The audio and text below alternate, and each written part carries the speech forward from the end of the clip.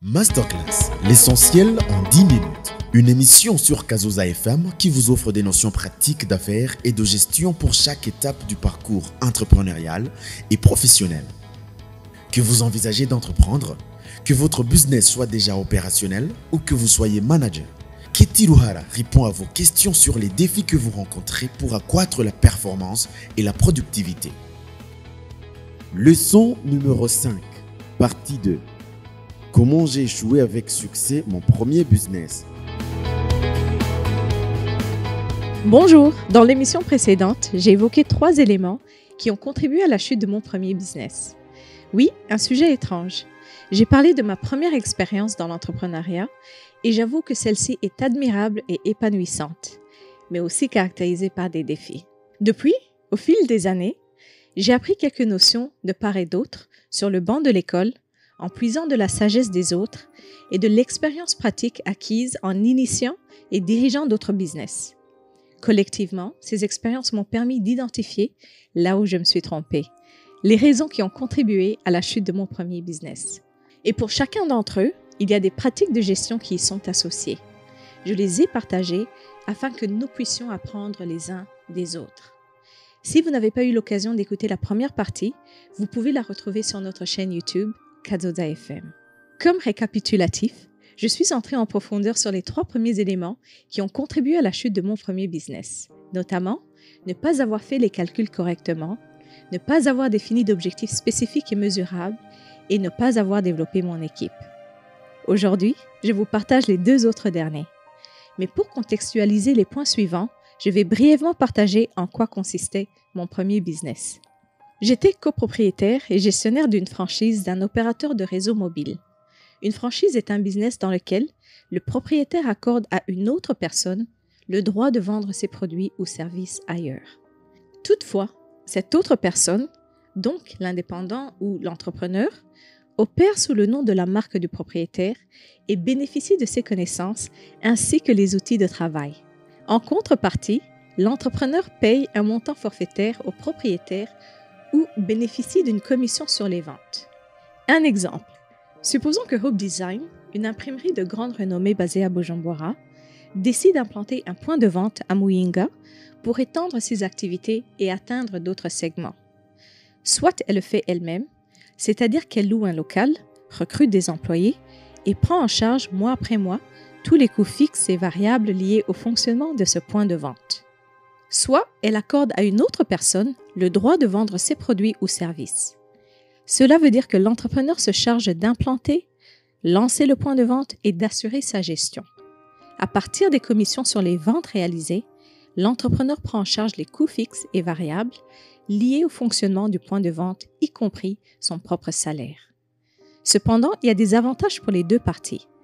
La direction de Hope Design n'aura pas à s'occuper de la gestion quotidienne de ce nouveau point de vente de Muyinga. Et cette autre personne devient en fait son propre patron. Alors revenons sur le 4e élément qui a contribué à la chute de mon premier business.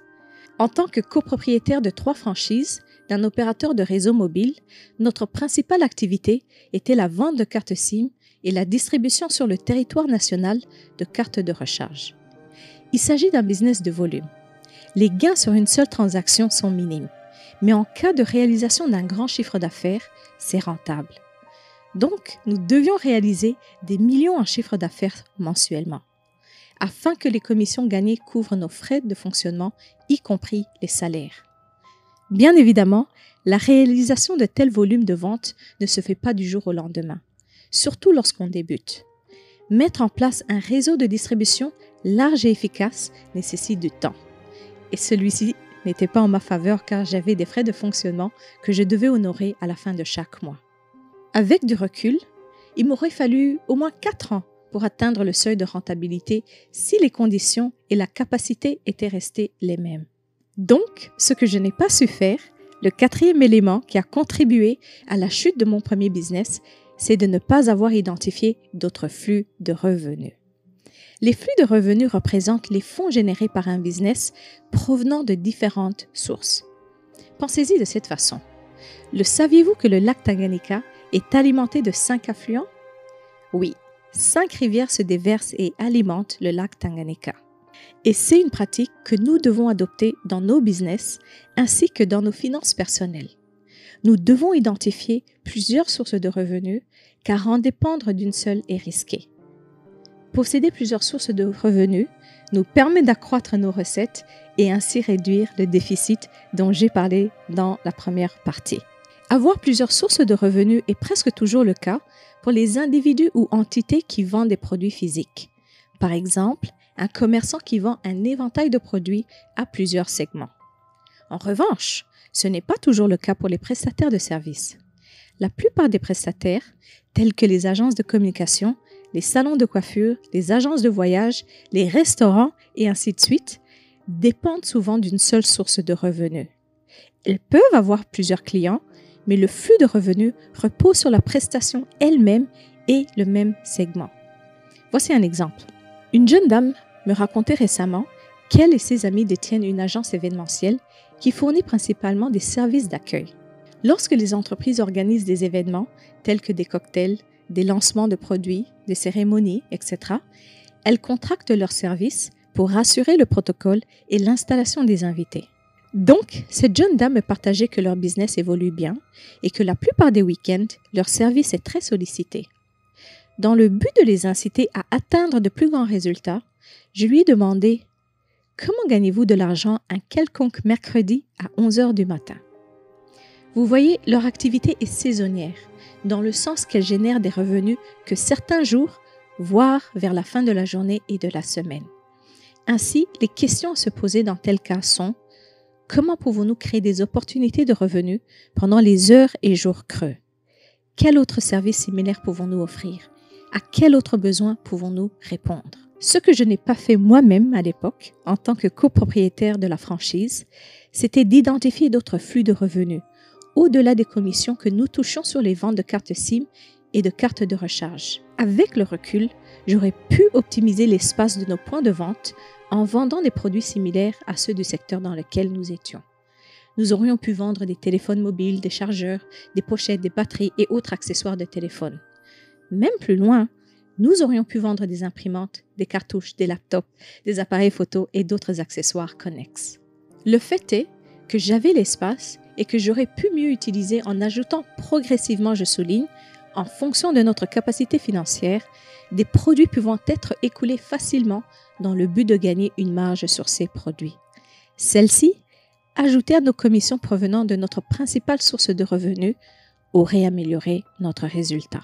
Ne pas avoir su exercer notre créativité afin d'identifier plusieurs sources de revenus est le quatrième élément qui, selon moi, a contribué à la chute de mon premier business. Mon encouragement, à vous tout comme moi, est d'enlever les limites que nous nous sommes imposées sur comment nous générons des revenus en vue d'atteindre de meilleurs résultats. Passons au cinquième et dernier élément, l'isolement. Oui, celui-là, vous ne l'apprendrez pas à l'école. À plusieurs reprises, j'ai dit que gérer son propre business n'est pas facile. C'est vrai, il n'y a rien de plus satisfaisant que de poursuivre ses rêves et de faire ce que l'on veut. Mais le revers de la pièce sont les défis sans fin. Les premières années du parcours entrepreneurial sont caractérisées par l'éternelle question « Comment vais-je payer les salaires et le loyer ce mois-ci ?» En fait, notre esprit est saturé de questions « Comment vais-je ?» Pour plusieurs, les débuts peuvent ressembler à une lutte constante. Comme si vous aviez été abandonné dans les eaux orageuses de l'Atlantique, vous agitez vos pieds de toutes vos forces en essayant de garder la tête hors de l'eau. Et avec espoir, vous regardez le plus loin possible pour repérer le rivage. Mais rester trop longtemps dans cet Atlantique agité peut être épuisant, physiquement et émotionnellement. Lorsque notre personnel nous regarde, il voit des entrepreneurs confiants et courageux. Lorsque la famille nous regarde, elle nous voit comme des héros. Quand la société nous voit, elle nous voit comme des modèles. Et tout cela, c'est vrai. Mais ce qui ne voient pas, c'est les coups de pied sous l'eau, même si à la surface, nous sommes souriants.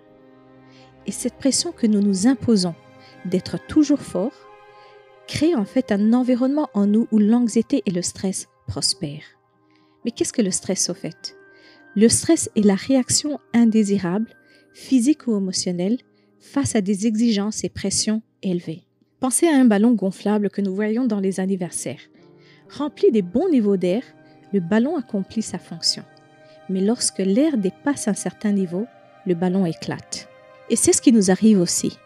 Lorsque nous sommes soumis à une pression ou à des exigences élevées pendant trop longtemps, nous n'éclatons pas comme un ballon, mais nous subissons des réactions indésirables, que ce soit sur notre santé physique, mentale ou émotionnelle.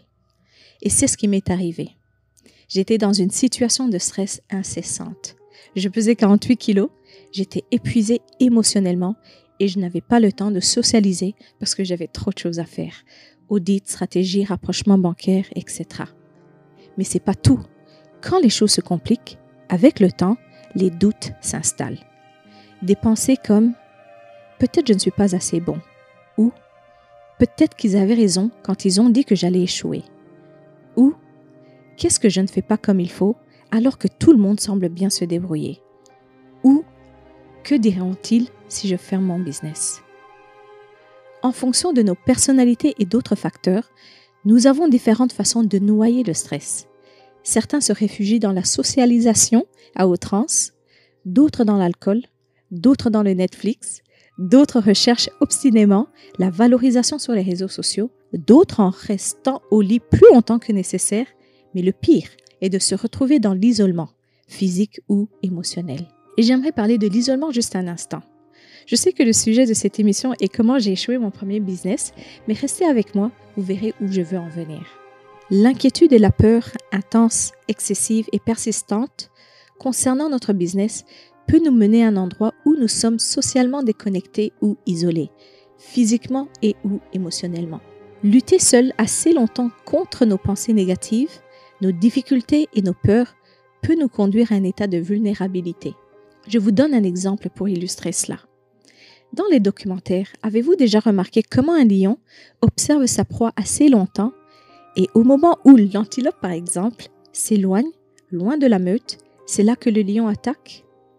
C'est exactement la raison pour laquelle l'isolement physique ou émotionnel, suite à l'inquiétude et peur liées à notre business, est dangereux. L'isolement nous laisse sans défense contre nos propres pensées négatives issues de la peur. Et une fois que nos pensées sont compromises, elles entraînent un comportement autodestructeur et pire, nous prenons des décisions, y compris des décisions opérationnelles qui ne viennent pas du meilleur de nous-mêmes. Et c'est ce qui m'est arrivé il y a 14 ans.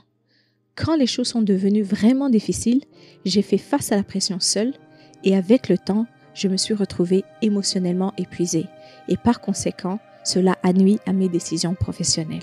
Et quelle est la morale de tout cela? Identifiez une personne en qui vous avez confiance et qui croit en vous. Pas nécessairement une personne qui a toutes les réponses, mais plutôt une personne avec laquelle vous pouvez vous permettre d'être vulnérable et lui permettre de voir vos pieds remuer de toute force dans les eaux orageuses de l'Atlantique. Ainsi, vous vous sentirez plus serein, sachant que vous avez un ami sur lequel vous pouvez vous appuyer en ces moments de turbulence, qui vous encouragera en cas de perte d'élan et qui célébrera avec vous les petits progrès. Voilà, les amis, les 5 éléments qui ont contribué à la chute de mon premier business. Ne pas avoir fait les calculs correctement, ne pas avoir défini d'objectifs spécifiques et mesurables, ne pas avoir développé mon équipe, ne pas avoir identifié d'autres flux de revenus et enfin, l'isolement émotionnel. J'ai partagé ces expériences afin que, quel que soit le stade où vous vous trouvez dans votre parcours entrepreneurial aujourd'hui, nous puissions apprendre les uns des autres. Et si ceci a mis en évidence des aspects que vous pouvez améliorer dans votre business, mon espoir est que ce partage vous incitera à mettre en pratique les leçons de vie et pratiques de gestion dont j'ai parlé. Ce fut un honneur pour moi de partager avec vous comment j'ai échoué avec succès mon premier business. Il y a 10 ans, je n'aurais pas été capable d'en parler à la radio et encore moins sur Internet, car j'étais affligée par les effets résiduels de cet échec. Mais avec le temps, le Tout-Puissant m'a libérée et je peux désormais affirmer avec jubilation que la chute de mon business fut en fait les meilleures expériences de ma vie. Je sais désormais qu'il n'y a rien de honteux à échouer ou à chuter. Lorsque nous tombons et que nous nous relevons, c'est là que nous apprenons des leçons qui nous aident à courir une nouvelle et meilleure marche. Comprenez bien que je n'encourage pas les gens à abandonner. Au contraire, ce que je veux dire est, si vous avez épuisé toutes les options et que vous envisagez la cessation de vos activités, ou si vous avez connu un quelconque échec dans le passé et qu'une blessure se cache toujours au plus profond de vous, soyez en paix et sachez que tout ira bien en fin de compte. Beaucoup ont traversé de telles épreuves, moi y compris. Et croyez que ce qui est devant vous est plus radieux et meilleur que ce qui est derrière vous. Vos meilleurs moments sont devant vous. Merci d'avoir été à l'écoute et au plaisir de vous retrouver prochainement. C'était l'émission Masterclass sur Kazoza FM qui vous offre des notions pratiques d'affaires et de gestion tous les lundis de 9h25 à 9h40. Vous rencontrez des défis dans votre parcours entrepreneurial et professionnel? Envoyez-nous vos questions au 72 23 23 23 et nous les traiterons dans nos prochaines émissions.